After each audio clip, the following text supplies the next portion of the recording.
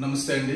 ప్రపంచ వారసత్వ సంపదలలో ఒకటైన జాతీయ భౌగోళిక వారసత్వ సంపద అంటాం. అంటే జియోగ్రాఫికల్ హెరిటేజ్ సైట్. ఇది కొన్ని లక్షల సంవత్సరాల క్రితం ఫార్మ్ అయిన ఎర్రమట్టి దిబ్బలు. ఇవి ప్రపంచంలో అరుదుగా ఉన్నాయి. మన దేశంలో రెండే ఉన్నాయి. ఒకటి విశాఖపట్నంలో ఉంది, రెండు తమిళనాడులో ఉన్నాయి. ఇక్కడ ఏమంటే ఎంత వర్షం పడినా భూమిలోకి పీల్చుకోవడం, ఇది ఒక రకమైన ప్రత్యేకత సంతరించుకున్న జియోగ్రాఫికల్ సైట్. ఆ సైట్ కేవలం సైట్ సీయింగ్ కాదండి, మన ప్రాణాలను బతకడానికి, భావితరాల భవిష్యత్తుకి పునాది. అటువంటి దాన్ని 1978లో అప్పటి ప్రభుత్వం దాదాపు 3000 ఎకరాలు ఈ తొట్లకొండ చుట్టుపక్కల రిస్ట్రిక్టెడ్ జోన్ గా తయారు చేసింది. అంటే దాన్ని ఏ రకమైన డెవలప్మెంట్స్ చేయకుండా ఉంచాలని. ఎందుకంటే మన విశాఖపట్నంలో ఉన్న తొట్లకొండను కనుక్కోవడానికే 77లో ఏదో ఒక నేవీ ఫ్లైట్ లో చూసినప్పుడు, సర్వే గురించి చూసినప్పుడు అప్పుడు బయటపడ్డాయి ఇక్కడ బుద్ధులు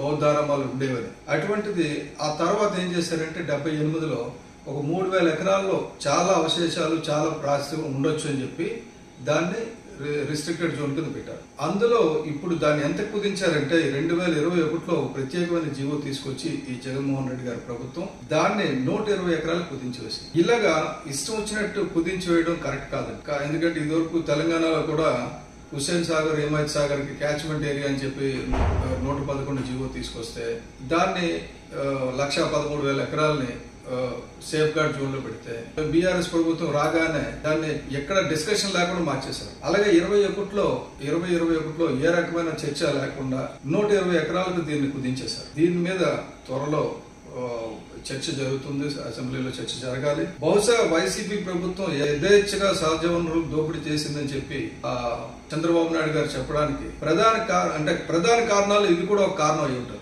ఇదే ఒక్కటే అని చెప్పను కానీ ఇది కూడా సహజ వనరుల దోపిడీ, సహజ సంపద నాశనం. అక్కడ కొంతమందికి ఇల్లు ఉన్నాయని, ఇల్లు కట్టుకోవాలని, ఇది ఆ సైట్ కాదని చెప్పి దొంగ సర్టిఫికేట్. మీకు ఒక చిన్న ఎగ్జాంపుల్ చెప్తానండి. కాకినాడలో మడడవులు విధ్వంసం జరుగుతుందంటే అప్పటి కలెక్టర్ గారు అవి మడడవులు లేవు ఇక్కడ అని చెప్పేసి, అంటే ఆ కలెక్టర్ గారే కాదు, అధికారులు చాలా మంది అలాగే చెప్పారు. కానీ జరిగింది ఏంటంటే అక్కడ మడడవులు ఉన్నాయని చెప్పి తర్వాత కమిటీ వచ్చి నిర్ధారణ చేసి ఇప్పుడు ఏదైతే డిస్ట్రాయ్ చేశారో ఆ డిస్ట్రాయ్ చేసిన 106 ఎకరాల్లో 58 ఎకరాలు ఎక్కడైతే డంప్ చేశారో, మట్టిని గ్రావెల్ని డంప్ చేశారో తీయమని చెప్తుంది. మన ప్రభుత్వం డబ్బు ఖర్చు పెట్టి తీయాల్సి వస్తుంది. మళ్ళీ అటువంటి తప్పిదం జరగకుండా అక్కడ ఎర్రమట్టి దిబ్బలు ఎంత ప్రాంతంలో ఉన్నాయనేది సర్వే చేయించమని చెప్పేసి నా డిమాండ్. ఈ సర్వే తప్పకుండా పవన్ కళ్యాణ్ గారు పర్యావరణ పరిరక్షణకు నడుం కట్టారు కాబట్టి డెఫినెట్ గా ఆయన కూడా చేస్తారని నమ్మకం నాకు పూర్తిగా ఉంది. ప్రజల తరపున నేను రిక్వెస్ట్ చేసేది ఏంటంటే అటువంటి సైట్స్ లో ఏ రకమైన కట్టడాలు వద్దు. ఇది వరకు అధికారులు తప్పుడు ధృవీకరణ పత్రాలు ఇచ్చినా సరే దాన్ని రీకన్ఫర్మ్ చేసుకున్నంత వరకు అక్కడ ఏ రకమైన కట్టడాలు కట్టకూడదని చెప్పి ఒక పర్యావరణ ప్రేమికుడిగా, అంటే జియో ఇంట్రెస్ట్ ఉన్నవాడిగా నేను చెప్తున్నాను.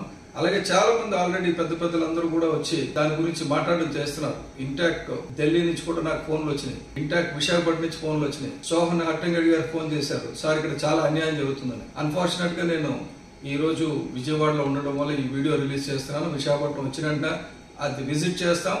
అలాగే తప్పకుండా అక్కడ ఎంత ఏరియా ఎర్రమట్టి దెబ్బలు ఉన్నది అనేది ఒక జియోలాజికల్ సర్వే ఒకటి చేయించే కార్యక్రమం త్వరలో చేస్తాం. Thank you.